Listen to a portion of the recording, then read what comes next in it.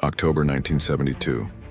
A plane carrying 45 passengers, mostly a young rugby team and their friends, took off for a routine flight over South America. But the journey quickly turned into a nightmare. In the remote, snow-covered peaks of the Andes, the aircraft collided with the unforgiving mountainside. The crash was brutal, leaving the survivors trapped in one of the harshest environments on Earth. The mountains were merciless. Temperatures plummeted below freezing. Winds howled like wild animals, and snow buried everything in a blinding white expanse. Many passengers were injured, some critically. There was no food, no proper shelter, and no immediate hope of rescue. Each passing hour brought new threats: frostbite, dehydration, and the crushing weight of isolation. Survival suddenly became the only focus.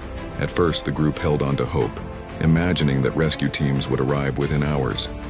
But days passed, then a week. Hope began to fade.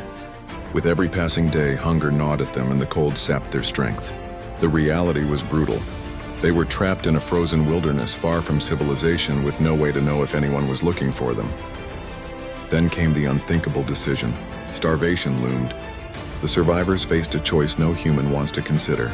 They turned to the only source of sustenance available: the bodies of those who had already died in the crash. It was a choice that tested every moral boundary. Yet it became the line between life and death. The human instinct to survive had never been clearer. Even in this unimaginable darkness, courage sparked. Two of the passengers, Fernando Parado and Roberto Canessa, made a daring, almost impossible choice. They would leave the crash site and trek across the Andes in search of help. Carrying nothing but determination, courage, and the hope of saving their friends, they stepped into a frozen wilderness that would crush most humans within hours. The journey was brutal. Bitter winds cut through their clothing. Deep snow slowed every step. High altitudes made each breath a struggle. Their bodies ached. Their fingers and toes were numb from frostbite, and exhaustion clawed at them with every mile. Yet they pressed on. Day after day, they climbed ridges, crossed valleys, and navigated cliffs that seemed impossible to cross. Each step brought them closer to safety, and each step felt like a battle against the mountain itself.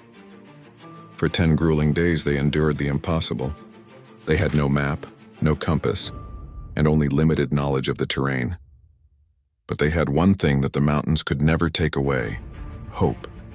Finally, after what felt like an eternity, they spotted a distant figure, a Chilean shepherd tending his flock. They had made it. Help was finally within reach.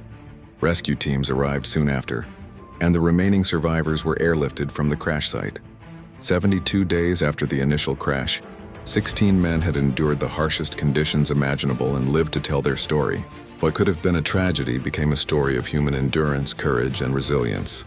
The miracle in the Andes is not just a story about surviving a plane crash. It is about the extraordinary strength of the human spirit, the will to endure when every circumstance seems impossible, and the courage to make unimaginable choices in the name of survival. It is a reminder that even in the harshest, most unforgiving environments, hope can guide us, and the human spirit can prevail. If you like this video, click the subscribe button for more interesting stories.